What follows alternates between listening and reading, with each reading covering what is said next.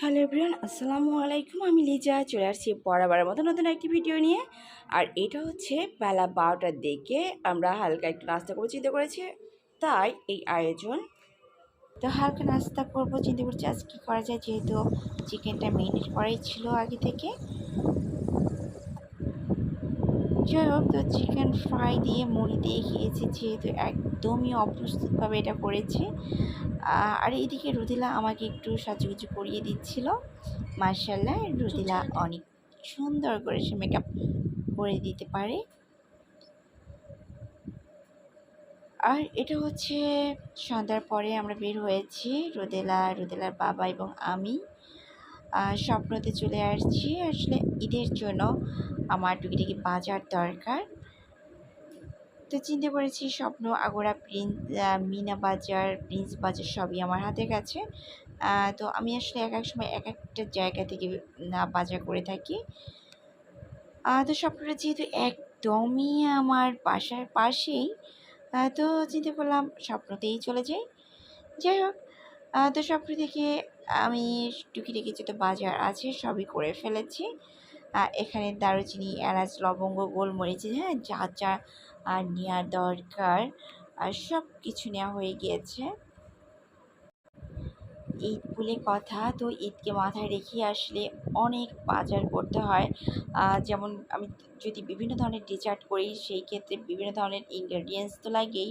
তারপরে বিফ দিয়ে আমি যে কোনো আইটেমই করি না কেন, যেমন হালিম, তারপরে বিফ চাপ, হ্যাঁ, তারপরে কাবাব, আর সব কিছুর জন্য কিন্তু আলাদা আলাদা ইনগ্রেডিয়েন্টস আছে, যেটা আমাকে আসলে না নিলেই চলবে না। যাই হোক, তো রোদেলা, আমি, আমার হাজব্যান্ড আর সবাই আসলে চিন্তা করছিলাম আমি কি কি বানাবো না বানাবো, এবং আমি বাসা থেকে আসলে একটা লিস্ট করে এনেছি। দেখা যায় লিস্ট যদি না করে আনি, সেক্ষেত্রে আমার আসলে খেয়ালও থাকে না কি নেব না নেব, হ্যাঁ, দেখা যায় কিছু না কিছু থেকেই যায়। তো আমার হাজব্যান্ড, সে কিন্তু খুবই সুন্দর করে বাজার করতে পারে, সব দেখে দেখে, তারপরে ডেট দেখে দেখে। আমার একটি বদ অভ্যাস হচ্ছে, আমি কিন্তু কোনো কিছুর ডেটটা না ফলো করি না। তো দেখা যায় এক একটা জিনিস দিয়ে একটু বড় সাইজ কিনি, সেক্ষেত্রে ডেট তেমন একটা থাকে না। যদি না থাকে, সেক্ষেত্রে সেটা আসলে খুব তাড়াতাড়ি ফেলে দেওয়া হয়। এটা একটা বড় সমস্যা পড়ে যাই আমি।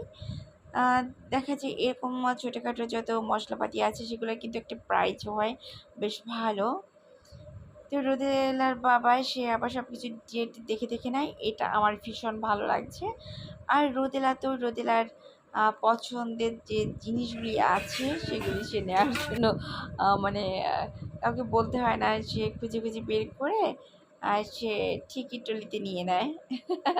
যখন আসলে বিলটা দিতে চাই, তখন দেখা যায় বেশ ভালো একটা অ্যামাউন্ট হয়ে গেছে। আসলে আমার একটা মাত্র মেয়ে, তো সে আসলে সহসা কোনো কিছু আবদার করে না। যখন আমি এরকম বাজারে চলে আসি, তো সেক্ষেত্রে তার চোখের সামনে চকলেট থাকে হাজার হাজার ধরনের। তো তাকে তো আর নিষিদ্ধ করা যাবে না, যেহেতু মানে সে সহসা বেরো হয় না। যাই হোক, বাচ্চা বলে কথা। তো টুকিটাকি সে এটা সেটা তার পছন্দের খাবার নিয়েছে। আর আমি এদিকে ঘুরে ঘুরে দেখছিলাম কোথায় কি পাওয়া যায় না পাওয়া যায়, হ্যাঁ, কোন পর্শনটায় কী কী সাজিয়ে রেখেছে। তো এবার কুরবানির ঈদের গরু কিন্তু আমাদের কেনা হয়ে গিয়েছে আলহামদুলিল্লাহ, এবং আমাদের গরুটা মাশাআল্লাহ অনেক অনেক ভালো হয়েছে এবার। আমার ভীষণ ভালো লেগেছে, এবার দেখে আমি মহা খুশি। আসলে আমি, আমাদের নিচে মোট 15টা বিল্ডিং আছে আমাদের এই কম্পাউন্ডের মধ্যে। তো যত গরু তার ভিতরে আমি দেখেছি, তার মধ্যে আলহামদুলিল্লাহ আমাদের গরুটা সব থেকে সেরা হয়েছে, বেস্ট হয়েছে।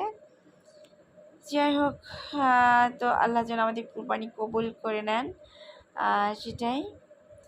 আসলে চিন্তা করি যতটা সৎভাবে জীবনযাপন করা যায়, কোনো হারাম পয়সা টাচ না করি, আল্লাহ যেন সারা জীবন সৎভাবে উপার্জনের মধ্যে আমাদের রাখেন, এটাই আল্লাহ পাকের কাছে বলি। যাই হোক, তো এই যে আমি এখন কাউন্টারেও চলে আসছি, আর এদিকে রুদেলা সেগুলি আবার দেখছি। রুদেলা বাবা কাউন্টারে সামনে দাঁড়িয়ে আছে। তো এটা এখন রাত কিন্তু ৩টা বাজে। আমি হয়তোবা গুছিয়ে অনেক অনেক কাজ করেছি আসলে। যেহেতু আগামীকাল কোরবানির ঈদ, হ্যাঁ, ভোরে উঠতে হবে।